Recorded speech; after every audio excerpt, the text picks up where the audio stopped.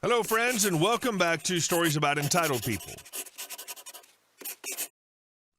Let's start our video with the story where an employee resigns from a part-time retail job only to face an unreasonable manager who declares they're quitting on the spot unless they commit to full availability, even on days they were never scheduled.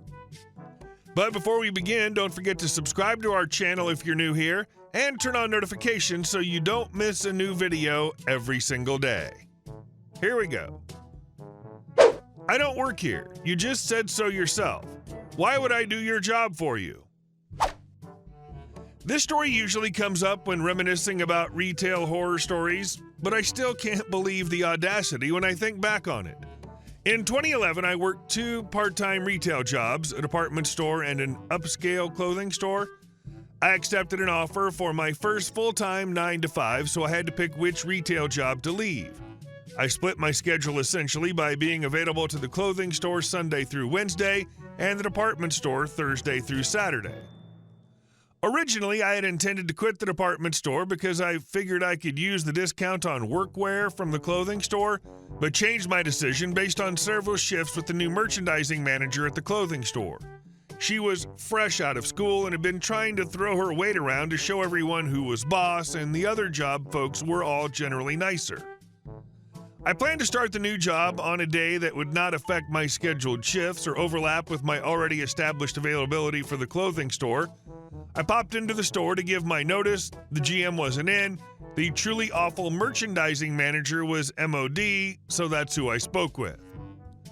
I don't recall how my new job start date came up, but the gist from the MOD was that since even though I was not scheduled the last 3 to 4 days of the second week, because I never was, they were unavailable days for me in their system due to my other part-time job. By starting my new job during that time, I was not giving them a full 2 weeks notice, because what if someone needed me to cover for them? Our conversation went something like this. Me: Hi, this is my 2 weeks notice. I plan on working my assigned shifts for the next 2 weeks. It's been great. So sad to leave.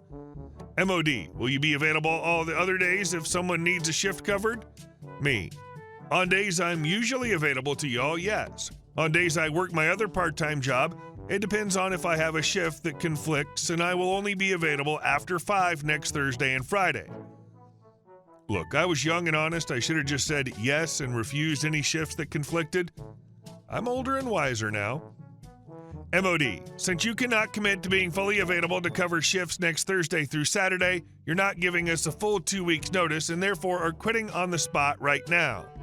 Me: Even if I was not quitting this job, I couldn't fully commit to work those days because those are department stores' availability days. Just like the rest of the week, I can't fully commit to them because those are for y'all. MOD: We need to know that you're available if someone needs you to cover their shift. Me: Again, I'm happy to be available for that if there's not a conflict with another job, which is exactly as it has been the whole time I've been employed here. If I'm not scheduled at department store, I'm happy to cover shifts here. If I already have a shift that conflicts with the coverage request, I have to decline. MOD: Doesn't matter. Give us a full 2 weeks of availability or you don't work here anymore. Me: Okay, cool, bye. Walks out. Here's the thing. It's real nice for coworkers if you can cover their shifts, and I was totally willing to cover shifts if I could during the last 2 weeks, but it's not required. We were only expected to be there for scheduled shifts. And I'm sorry, but the made-up scenario where they might suddenly need me to be in 1,000,000 times a week? I kept 2 part-time jobs because I was terrible at selling credit cards at both. That's how they picked who got more than a shift or 2 a week. So yeah, I'm walking outside back to my car, completely unbothered because, yeah, those shifts would be nice to have kept, but I was not about to put off a full-time job with benefits because a crappy part-time one is making a sad face at me and expecting a degree of loyalty that's simply unearned. And I realize this manager is running down the sidewalk calling after me.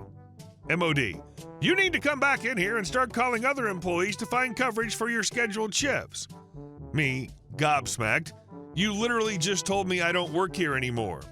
MOD: But you still have to get your shifts covered. You can sit in the office and call down the list of employees right now. Me, incredulous laughter: Absolutely not. I'm literally no longer an employee. I was happy to work those shifts, and that wasn't enough. So that's a you problem now. When I got back to my car, I got a call from the GM. She politely told me that if I didn't give 2 weeks' notice, I would no longer be in good standing with their parent company and ineligible to work for them or any of their brands ever again. I had no issues with the GM and explained how it went down and that I would not be changing my stance and was A-okay with those consequences. We wished each other good luck in future endeavors, and I never went back to retail again. After ending the department store job a year or so later. Good rule of thumb, when you hand in your notice, be prepared to end your employment right then. Sounds like the manager wasn't quite as prepared as you were. At-will employment works both ways. And our second story. Tale as old as time. Don't touch my things, and I won't touch yours. So after college, I ended up living with 2 friends from school in a family-owned house near the school. One of them brought in one of her coworkers, Ashley, to stay for 3 months while she finished out a contract. There was a lease agreement for the main 2 friends. They knew my cousin and knew he was the LL, and everything has been fine for over a year before Ashley came along. Ashley signed an agreement with them as well for the 3 months. We did agree not to share the family connection with Ashley, though, in case she was a problem and tried to use it against us or as an excuse to be a slob or not pay. Ashley seemed okay for the first couple days, mostly settling in and getting used to the house and how it ran.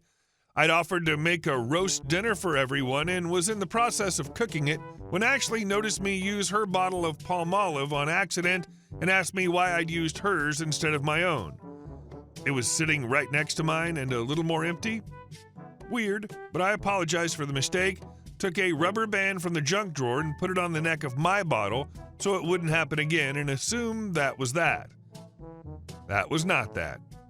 Ashley then informed the roommates that she'd seen me using her salt and pepper on the table on a couple of occasions, the cardboard dollar store sets for picnics, and asked them if I always took all their stuff without asking and if I was always this way.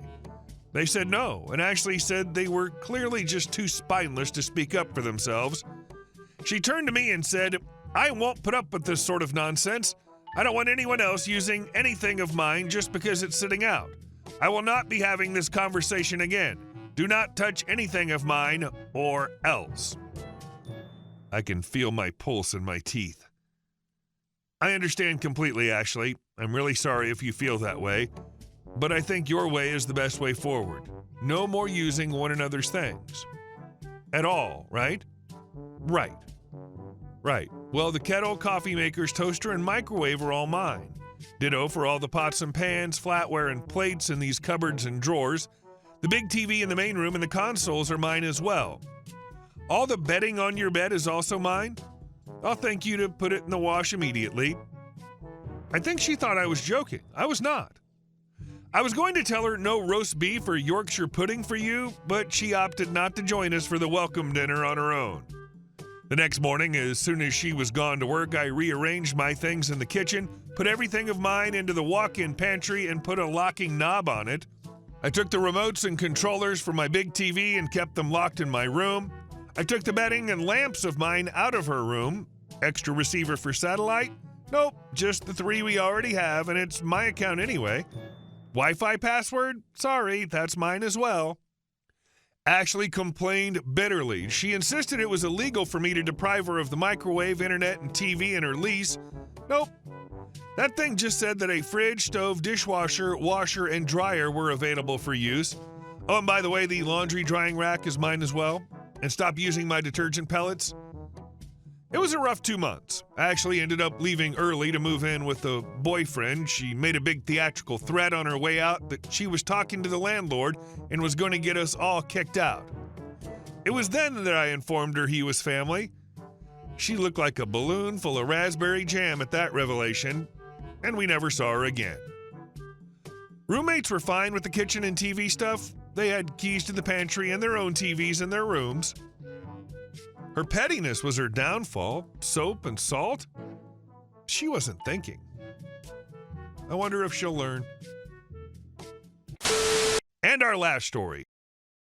My land was fraudulently sold.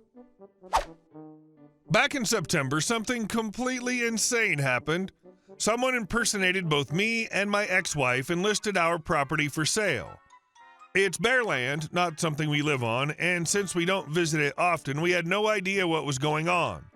The fraudsters managed to pull off a sale, and due to a series of screw-ups by the real estate agent and the title insurance company, the sale went through without them verifying that the sellers were actually us. Even worse, they wired the funds out of the country, to Canada of all places. The property was sold for half of its assessed value, and that didn't even raise any red flags. The whole thing was a mess of incompetence.